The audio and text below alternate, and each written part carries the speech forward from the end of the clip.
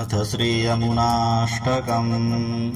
ॐ मुरारिकाय कालिमाललामवारिधारिणे त्रिडीकृतत्रिविष्टिपात्रिलोकशोकहारिणे मनोनुकूलकुलकुञ्जपुञ्जधूतदुर्मदा धुनोतु मे मनोमलं कलिन्दनन्दिनी सदा।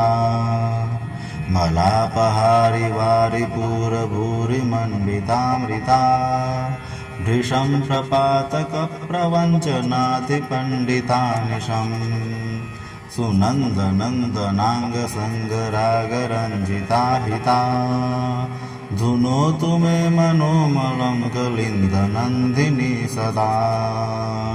लसत्तरङ्गसङ्गधूतभूतजातपातका नवीनमाधुरीधुरीडभक्तिजातचातका तटान्तवासदासहंससंसृता हि कामदा धुनोतु मे मनोमलं कलिन्दनन्दिनी सदा।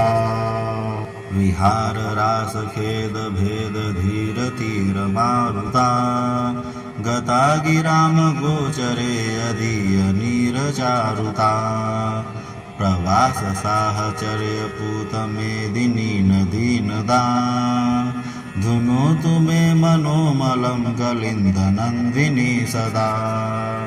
तरङ्गसङ्गसैकताञ्चितान्तरा सदासिता शरन्निशाकरांशुमञ्जुमञ्जुरी सभाजिता भवार्चनाय चारुणाम्बुनाधुना विशारदा धुनोतु मे मनोमलं कलिन्दनन्दिनी सदा।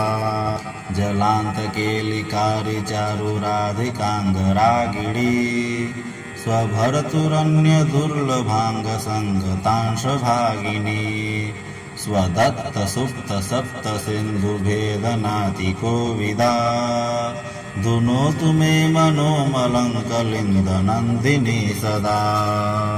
जलच्युताच्युताङ्गरागलम्पटालिशालिनी विलोलराधिका कचान्तचम्पकालिमालिनी सदावगाहनावतीर्णभर्तृभृत्यनारदा धुनोतु मे मनोमलं कलिन्दनन्दिनी सदा।